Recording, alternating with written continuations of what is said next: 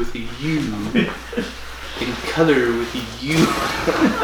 You never got rid of most of those extra vowels that came from the French spellings when it sifted down into English? Webster? No. Benjamin Franklin. Oh, good for him. Yeah. Have you seen that meme? Wait. Where? It may have been Noah Webster. Maybe a little bit of both.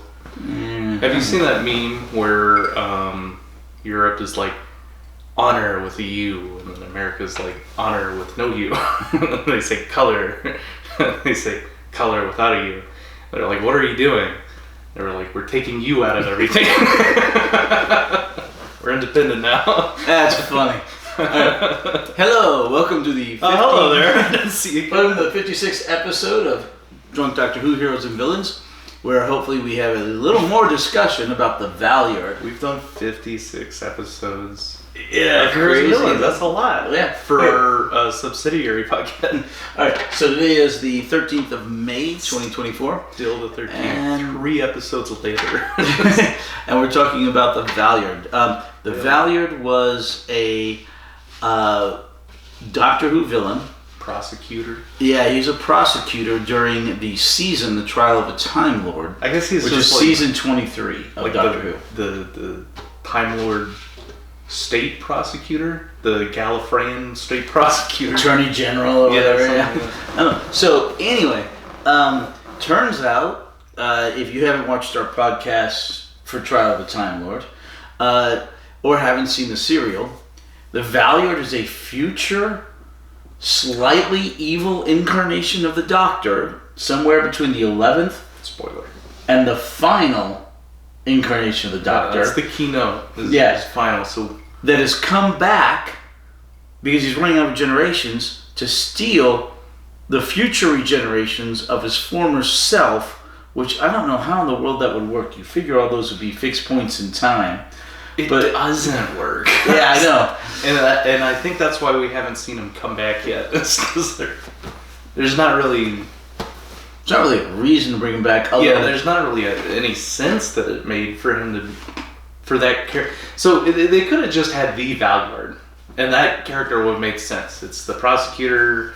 Maybe he's disgruntled, he has it out against the Doctor. But then they just overly convoluted it with like... M. Night Shyamalan to him he is the Doctor, and he's come back to steal the Doctor's regenerations, even though that's not a thing. Between here and here, yeah. Here and here, yeah, then... Okay. The Master's involved in all this. And to be fair, the Master tries to do something like that in the modern stuff. Steal his regenerations? Kind of. The Master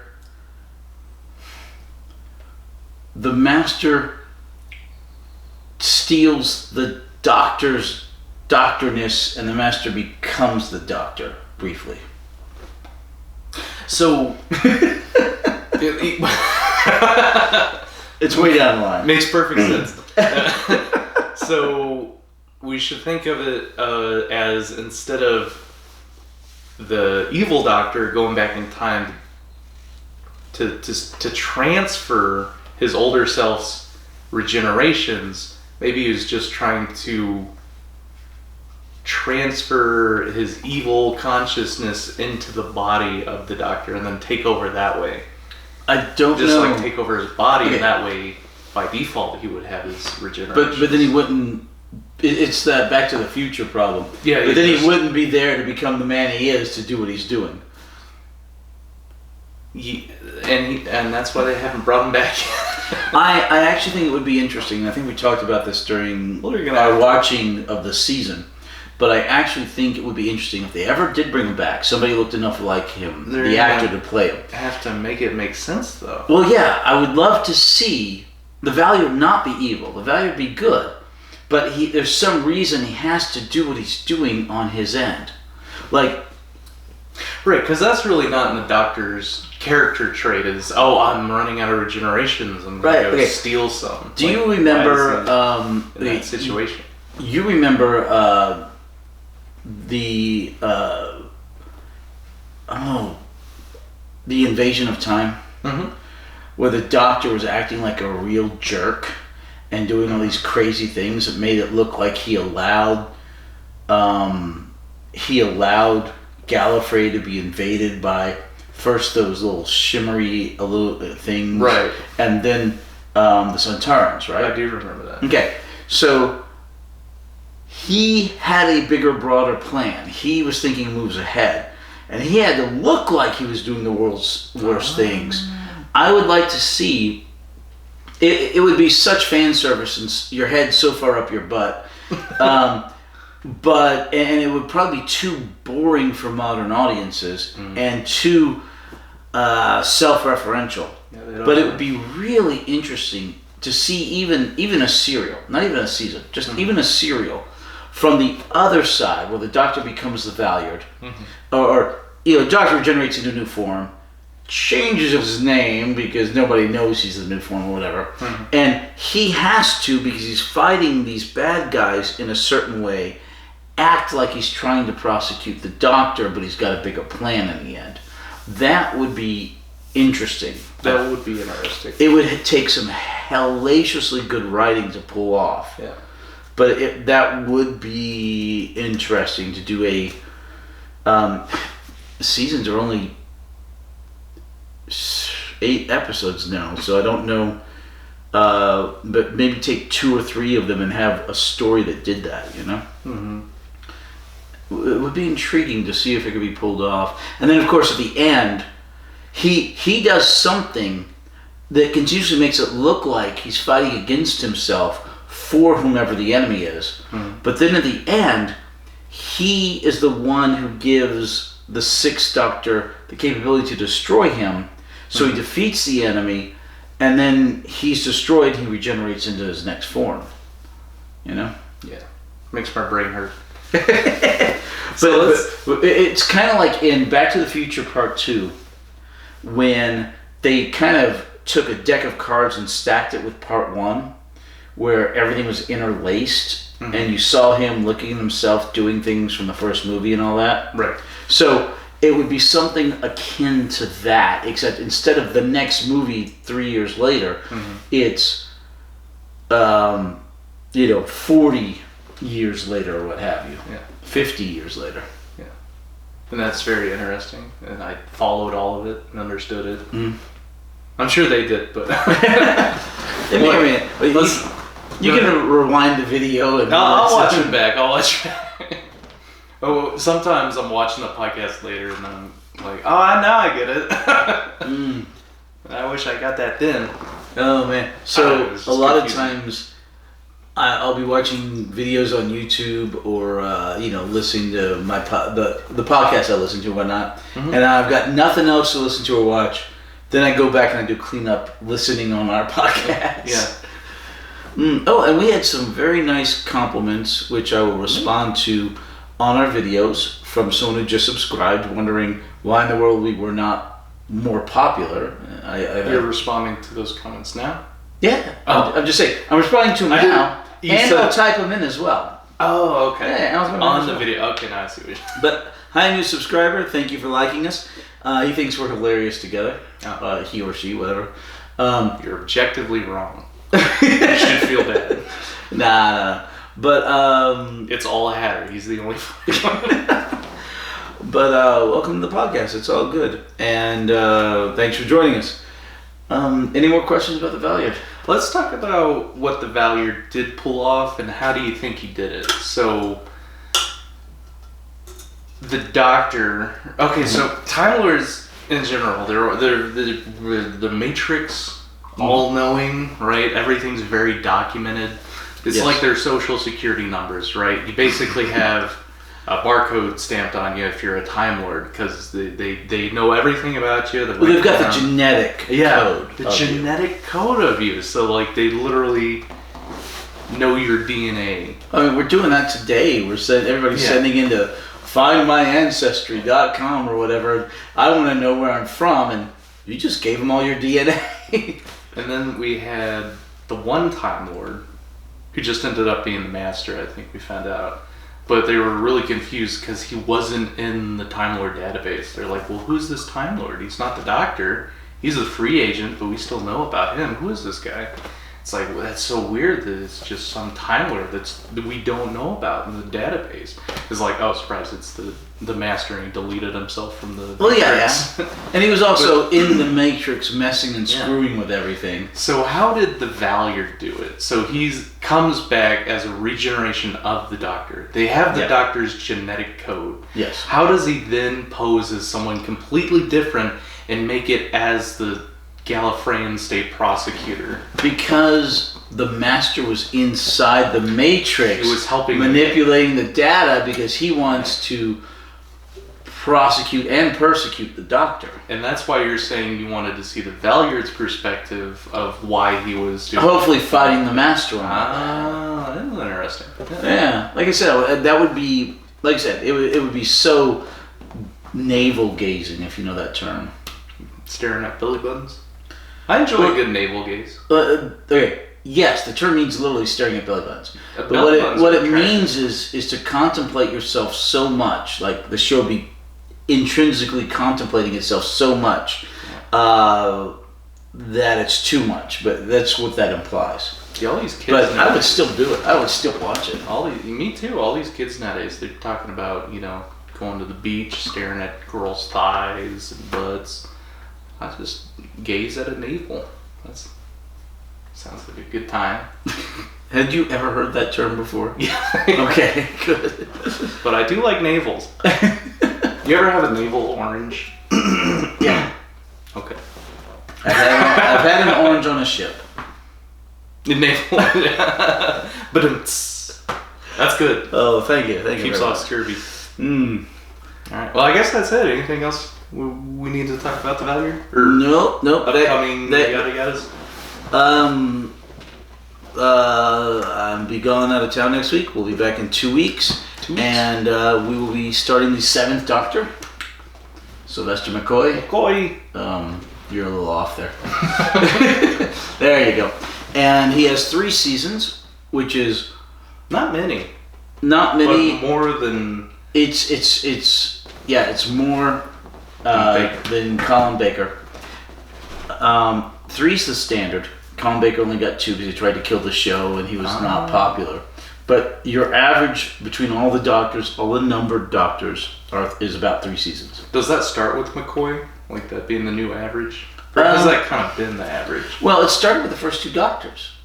Hartnell had just a smidgen over 3 seasons. Right. And then Pertwee had a smidgen under 3 seasons. And together they made the 6 seasons. How many did Troughton have? Troughton, not Pertwee. So the first Doctor, Hartnell, a little over 3 seasons. 3. The second Doctor, Troughton, just under 3 seasons, made 6 seasons. The exceptions on the higher side are the third Doctor, Pertwee, with 5 seasons, and Tom Baker with 7. 5 seasons is a lot. 7 is a ton, but especially with Pertwee, because all those were all unit, all based on Earth, mostly. Most of the first 2 or 3 seasons. Yeah, like over half, I think. Yeah. So, and the Doctor's on the shorter side. McCoy is on the shorter side. He looks like he's 5 foot even. I meant on the short. He's not tall, but I meant on the shorter side of number of seasons. Of course, you have Colin Baker at 2. Eccleston just does 1 season. Oh, 1. 1. So I thought Colin was the shortest. No. Eccleston does 1 season. I know there's like Doctors that are technically only there for like 1 episode or 1 special. Like the War Doctor, right? Or McGann. No, McGann. McGann was the 8th Doctor, and he just does the TV movie because it was not picked up because Fox aired it against the last episode of, at that time, Roseanne. The last episode. And that's when the show got canceled? Well, it was revived but not picked up. So why did they assign McGann the 8th? Yeah, he's the 8th Doctor. And then they canceled it after he did the one thing. Well, they didn't cancel it, just didn't pick up the pilot. Okay. Oh, so they didn't bring it back. This was the first revival. Yes. Okay, so 1963 to 1989, December of 89, the show runs. And then it's canceled. And the last serial is called Survival. ironically enough. Then you have Wilderness Years, and then in 1996, they made a pilot, and if the pilot did well enough, they were going to continue the show. But it didn't. It didn't because they aired it against what was at the last time the last episode was in. So, and then after that, you have more Wilderness Years, all the way until 2005, when they bring the show back with Eccleston. So Eccleston lasted the one season, and then you have 3 for the next 4 Doctors each. Like I said, 3's the average. And then you get in the 14th Doctor, played by the same actor, David Tennant, as the 10th Doctor, who did 3 seasons and some specials. But he was only there for 3 episodes. And now we're on Shutai Gatwa, who has 2 seasons series filmed. The first one is airing right now. Okay. The second one will air next year. And then he's probably going to do at least a 3rd season, and we'll see if he moves on or sticks around. Well, we've been excited for Shutai, right? Or hopeful, optimistic? Okay, I'm a hopeful and optimistic. Shutai seems to be an amazing actor. He's young, but he already has a BAFTA. Yeah, insanely good looking. Like good looking dude, guy. he could easily be James Bond, right? Okay, like insanely good looking.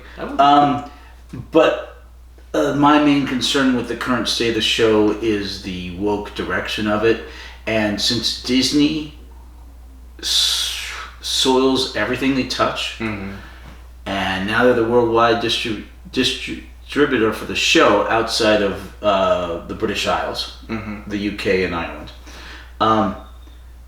This show seems to have gone super crazy woke, which is what killed Marvel and killed Indiana Jones and killed Star Wars. I don't want it to kill Doctor Who. I want it to survive Disney's malfeasance. Yeah. I mean, you can have some really great talent, great actors, writers, great fan base, but all it takes is one giant, big, evil producer that goes, we want this and that, and we think this will make more money. So, sorry, keep going. I was just going to say, I think that's kind of special how they I feel like most big corporations like that, the big producers would be like, oh, McGann didn't work out, well, we'll just make that non-canon, and then we'll try to No, it is canon. Right. They didn't do that. Most companies like, Disney, Marvel, if they try to come out with a Spider-Man and it flops, and they go, oh, well, we'll just make that non-canon. We'll try again in a few years. But they didn't do that. They said, okay, that didn't work. But no, this is the 8th Doctor, and we're not going to make another 8th Doctor. He's just has this one thing. And we're going to give that to him. And I feel like that meant more back then because there's a limited number of regenerations. So they bring this actor in, they go, you're going to be the 8th Doctor. And they film the revival. It flops, they don't pick up the pilot, and they go, you know what, that's just you. You are the 8th Doctor. You keep that. That's canon. The show didn't get picked up, but that's yours. And it means a little bit less now because they kind of said, well, the numbers don't really mean anything anymore. They're like, oh, you have all sorts of regenerations. But they've got a continuity in the show. With the exception of Eccleston not coming back to film the War Doctor regenerating into him. All the regenerations into the next Doctor are there. The fact that the show ended or wasn't picked up with the first revival, and you had that break, and you don't see the regeneration into Eccleston. Although on the TV movie, they brought back McCoy to die and regenerate into the 8th Doctor. They brought McCoy back to regenerate into McGann. Yeah. But this was after they already had... Right, it had been off the air for 6 years. So the guy was... It got added later on. Okay. No. It was done in the TV movie. Directly. The guy who's directing it insisted, hey, I know that people are going to be confused. Yeah, stick with tradition. Yeah. But we need to bring back the old Doctor to die and regenerate into the new Doctor. And they did. Oh, that's cool. Yeah. So the eighth Doctor does not directly regenerate into the ninth because at the time they were trying to decide whether the show was a revival or a reboot. Oh, yeah. Good. And so they later decided it's a revival. Mm-hmm. But they kind of left it a little ambiguous the first season. And then it got popular. And then in the second Doctor, or in the 10th Doctor, it's obvious it's a reboot. And they really hammer it home the very first episode of the 11th Doctor. Because they have to go back and right. They really hammer home. Yes, this is a revival. We're not trying to start everything over, and they have McGann regenerating in the 50th anniversary little side-up mini-sode, regenerating into the War Doctor, and then they show the War Doctor regenerating almost into Eccleston. But Eccleston didn't want to do the shot. And so you just see because his time on the show was supposedly so bad that he has yet to return to do that. Eccleston? Eccleston, yeah. This one? Yep. He was bad? No. He was not bad. He was fantastic. Bad time. He had a bad experience. Oh. Apparently, from his point of view, the producers treated the cast and crew so poorly that he decided to only do the one season. And the next Doctor was announced, Tennant, before a season aired. Oh my goodness. Yeah. They did. But he has since then come back to do the audio stuff, the loose cannon stuff. But he never did he never came back to film. He did not quite feel good enough to come back at that time. It was afterwards, because now we're past the 60th anniversary. Yeah. So he wasn't quite ready to do that. Otherwise, they may not have made the War Doctor at all. They may have been Eccleston during that entire period. But they did the War Doctor, and I really wish he would at least allow them to put his face in to have the absolute continuity. You know what? I'm a side with Eccleston on this one. I think it's really cool that they have that tradition of showing the faces regenerate, and they've kept that going. They've gone back and caught up on ones that they skipped in the past.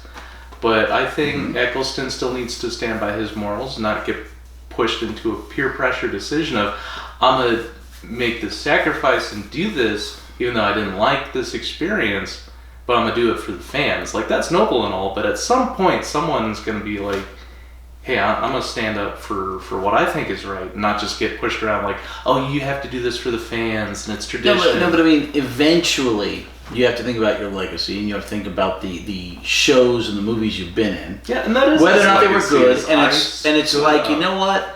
Let me do this for this thing that I've been a part of, you know? Or his legacy can be, you know what? I stood up to the BBC. They treated me poorly, and I stood up for my rights as an actor, and everyone else on the production crew, you know, they weren't treated very well. And he's kind of putting a pinpoint in history saying, hey, the BBC did this, it was not okay, and now we have a reminder of it. Yeah, at some point you gotta let it go. All right, and he has, because he's been doing the audio stuff to a certain extent. They just need to finish off that little bit, but it's a message to the BBC of, hey, treat your production staff well. Don't just treat them like dirt, or else they're not going to want to come back and I have no earthly idea how they're treated. I don't know. Oh, you don't believe what? I don't know. You're not. I sure. wasn't there. I have no clue. They might have been treated decently, but he perceived it to be poorly. They might have been treated poorly. I don't know. But I mean, it's not like I can read a diary from those days, you know. Yeah. Well, just to be contrarian, I'm a side with Eccleston on this one. You stick up for you, Eki. True. Although Doctor Who is probably the biggest thing he's ever been a part of. I like him in lots of other films and TV shows. The more you say it, the more I side with Eccleston. Good for him. The biggest thing he's ever done in his career, and he's not going to let that, tell him what to do. Yeah, but you shouldn't dig in your heels just to dig in your heels. So some people need to dig in their heels against the BBC because the BBC does things that's not going to change until people start digging in their heels. And that's what we think of you, the Valeyard. You started it. No, I didn't. You had her goss off top. Okay, all right. See you in a couple weeks. We'll be talking about the first serial of the 7th Doctor, Time and the Rani. We'll talk about that a little bit, and then mostly about... Probably. All right. All right. See you soon. See you soon. Not next week, but the week after. And then the week before. We'll probably see you. What's the time? I saw you outside your